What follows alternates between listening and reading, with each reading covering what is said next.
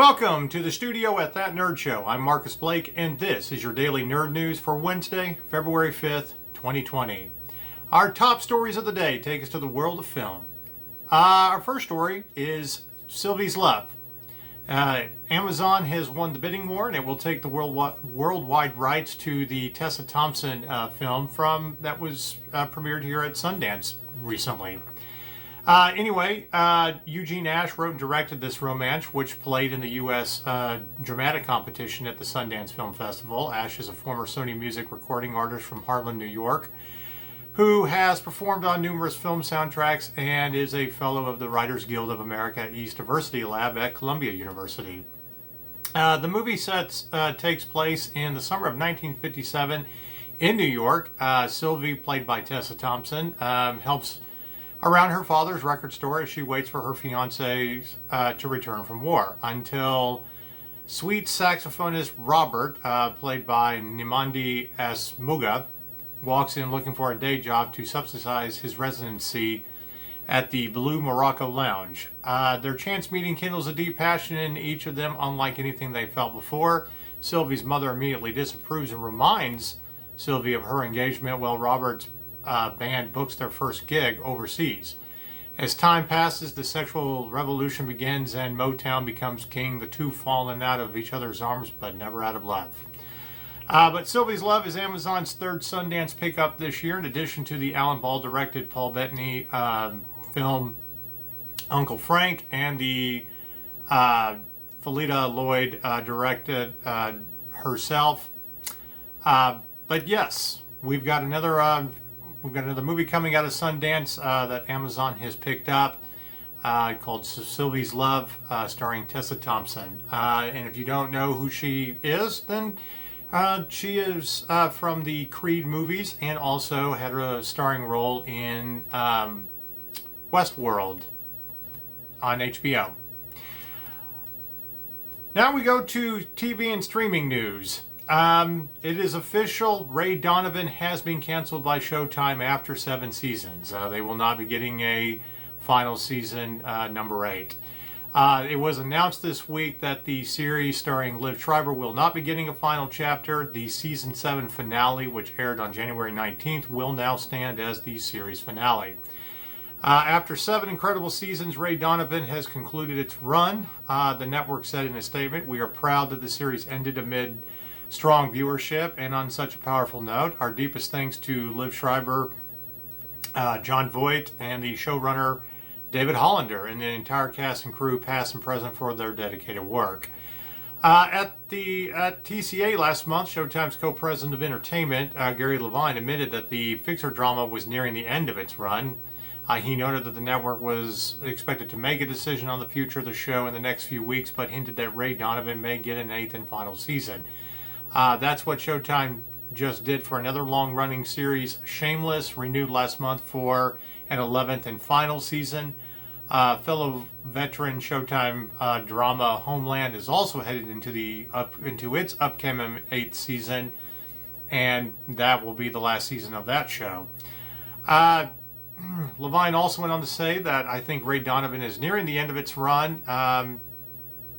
But we've always talked about 7 or 8 seasons. Nothing has been decided yet until today, but it's fair to say that it's nearing the end. In an anonymous sign, Schreiber took to social media following the January 19th season 7 finale, thanking fans for their love and support and urging them to reach out to Showtime if they want to see an 8th season. Either way, it's been an amazing ride, he said. We have all of you to thank for it, he wrote on January 21st. Of course, you can see the post on social media.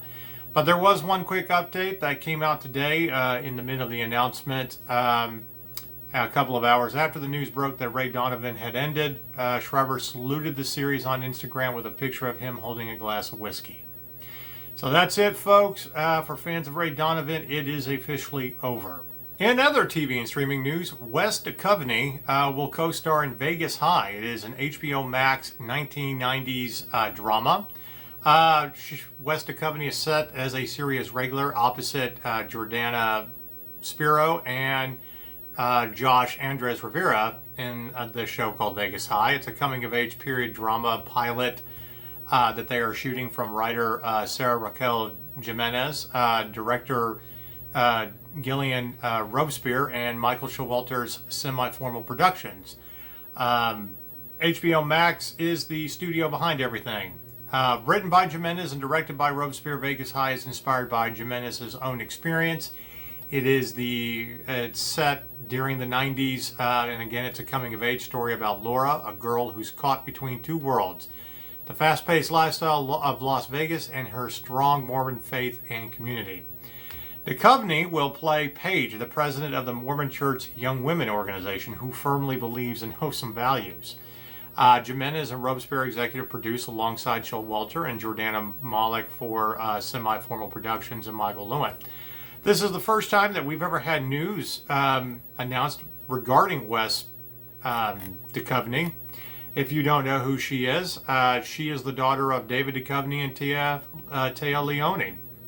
This is her first major TV role. She previously recurred on Sci-Fi's The Magician and can be seen next month in Amy Copeland's film A Mouthful of Air.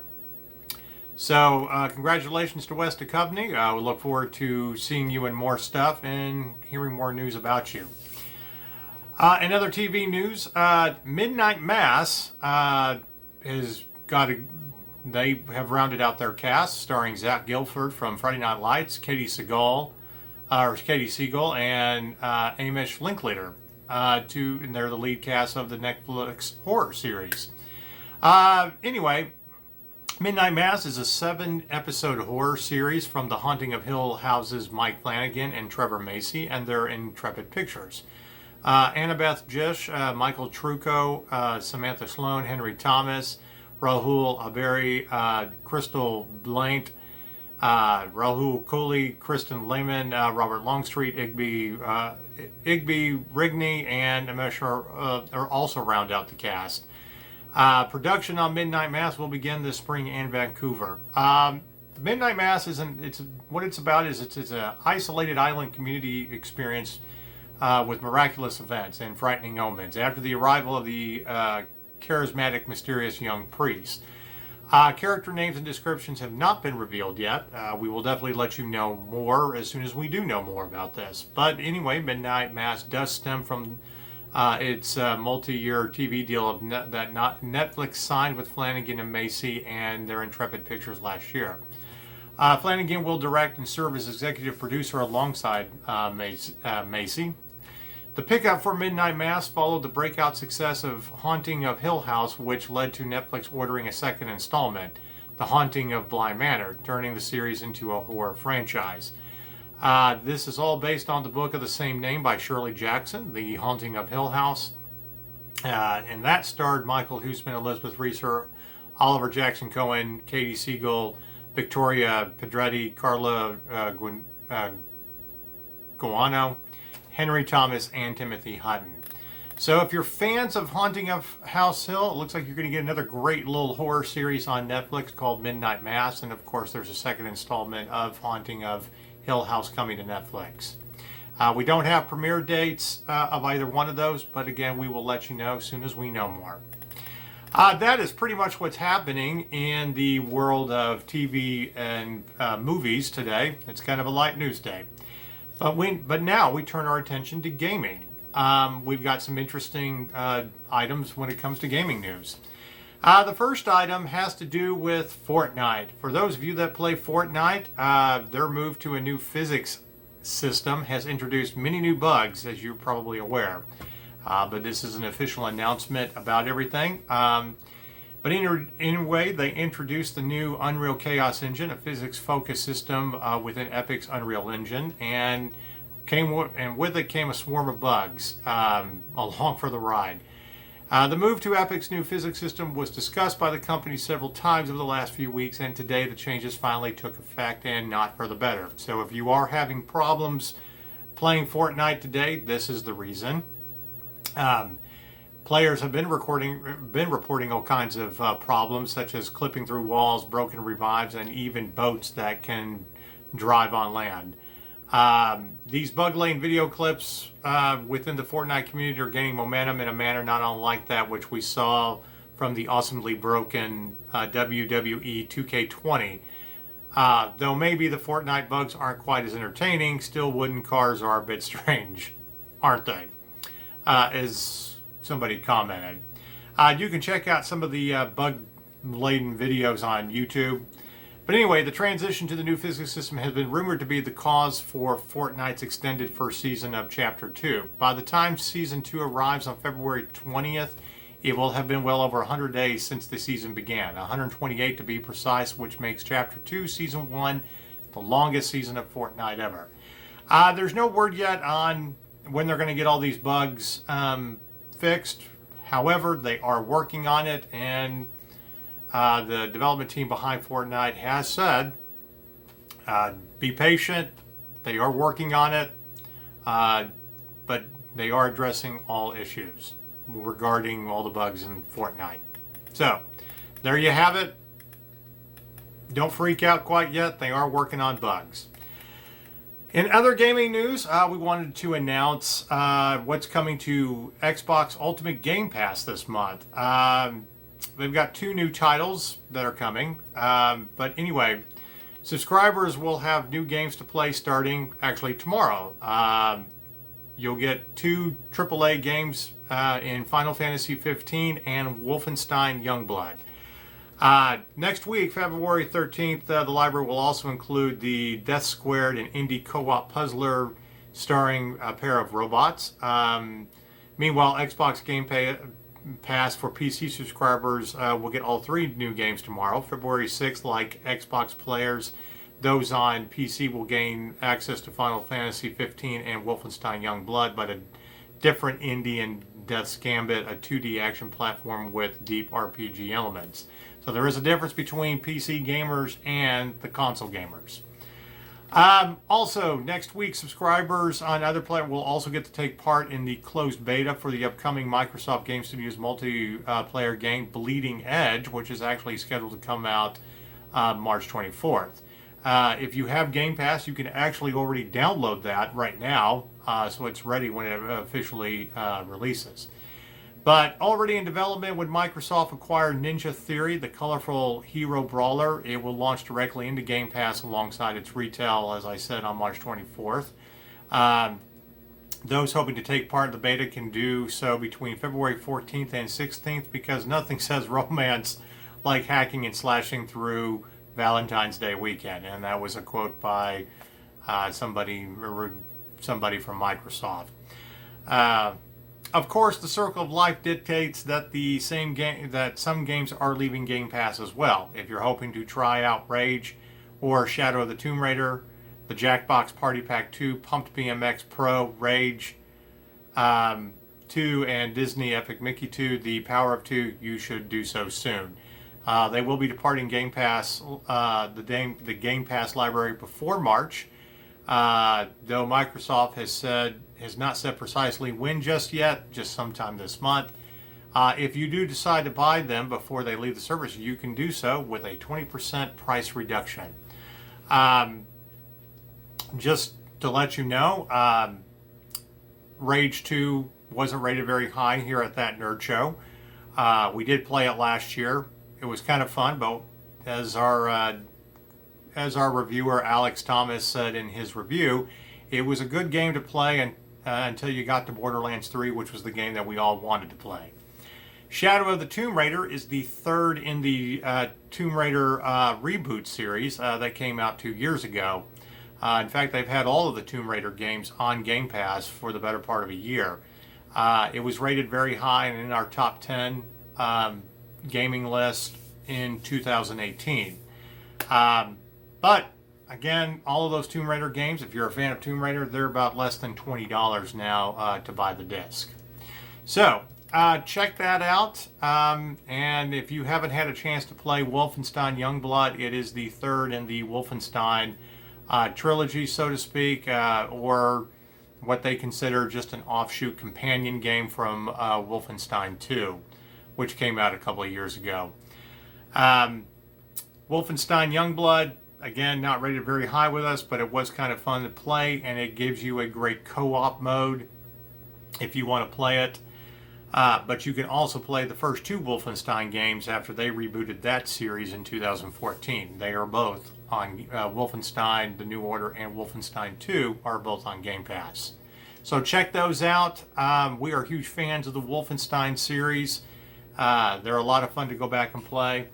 And if you didn't really want to buy Wolfenstein Youngblood because it really wasn't worth $60 or even $30, then you'll be able to get to play it free on Game Pass. If nothing else, for some fun co-op modes. And that is what's going on in the world of nerd news today for February 5th. So now we get to the question of the day. And our question of the day has to do with gaming. Since we announced what was going on the Xbox Game Pass this month with games coming and leaving, we thought it'd be fun to pose the question: is the Xbox Ultimate Game Pass the best value in gaming? So we actually talked about this a little bit last year on our Inside the Gaming Lounge podcast, comparing Xbox Game Pass to PlayStation's equivalent, which is called PlayStation Now. Ultimate Game Pass is $14.99 a month, which also combines your Xbox Gold and Game Pass for just $15 a month. We have rated this as really the best value in gaming personally.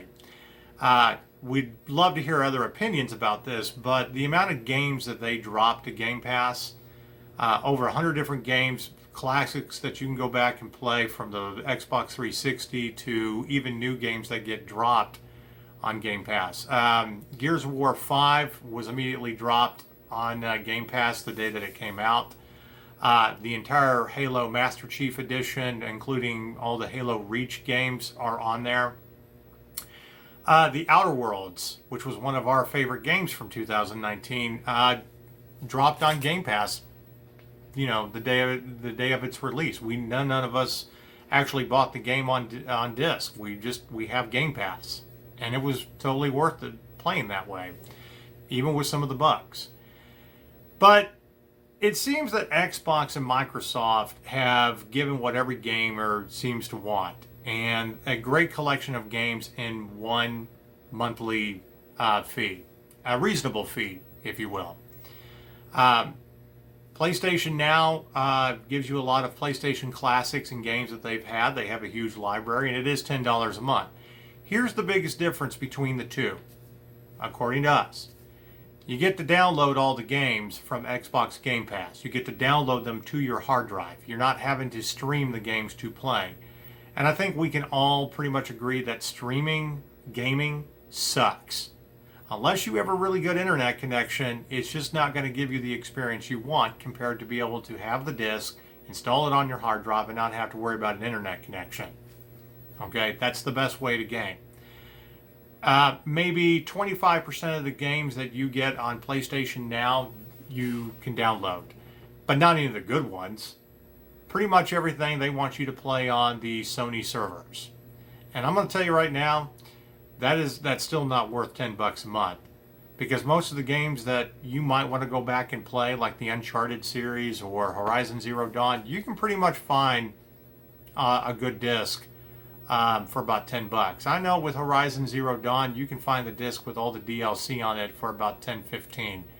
And I've bought multiple copies for friends of that. And of course, last month they had the Uncharted Nathan Drake collection for free on PlayStation. So, and Uncharted 4 is about, you can usually find that at GameStop for about $8 or $9 now. So the subject of the value of gaming, it's important to us. We talk about it all the time. And when we review games, we talk about whether they're worth $60. Because that's the retail price of every new game that, comes out. So if we're going to be forced to spend that amount of money, especially for a bad game, yes, it's great that we have GameStop that we can go and trade these games in. But isn't it better to be able to try out some of these games, especially indie games, on like Xbox Game Pass? I love the Outer Worlds. I think it's a great game, but with the issue with the with the bugs, at the very beginning, I wouldn't have paid $60 for it. It would have been a waste of money. But it was incredible on Game Pass. And I can tell you right now, Wolfenstein Youngblood, that's not even worth $30. It's nowhere near as good as the first two Wolfenstein games. It's kind of fun, and I think if you're a fan of the series, you should go back and play it. That's my personal opinion. But don't go out and spend retail on it. Try it on Game Pass. And I thought it was a real cool that you got to play all of the Tomb Raider games. And of course, Final Fantasy 15. I know you can get it fairly cheap, and while it may not be the best in the Final Fantasy series, being able to get to play it on Game Pass is incredible. Our game of the year in 2016, which was Dishonored 2, that's on Game Pass. There's just too much incredible stuff on there. And even EA Access has given, created a $5 a month kind of, Game Pass to their library, to their vault. So, I mean, if you combine that with the Ultimate Game Pass, you pretty much are spending $20 a month to be able to download almost 200 games. And I'm glad to hand over my money personally, $20 a month for my Xbox. It is completely worth it. So, we asked the question, is Xbox Ultimate Game Pass the best value in gaming? Okay, is that what you should be spending your money on compared to PlayStation? And a little and a sub question to go with it: has Xbox finally surpassed PlayStation? Has PlayStation just not been able to keep up? And it's a fair question to ask as we get into a year with the next generation of consoles being released. When we debate with ourselves, do we invest all of our money in the PlayStation 5? Or do we wait for the Xbox 2 because it's going to have Game Pass? Or can we wait and just get the PlayStation 5 and we don't have to worry about Xbox 2 because they're going to drop a lot of games on Game Pass? And I bet you anything that Halo 6, which is scheduled to come out this year, will be available on Game Pass. Like I said, it's an interesting question to ask. It's worthy of debate. And when it comes to gamers trying to decide the best value and where to spend their money, this is why we ask this question. So, we would love to hear from you in regards to that. You can tweet us out at That Nerd Show on our Twitter account.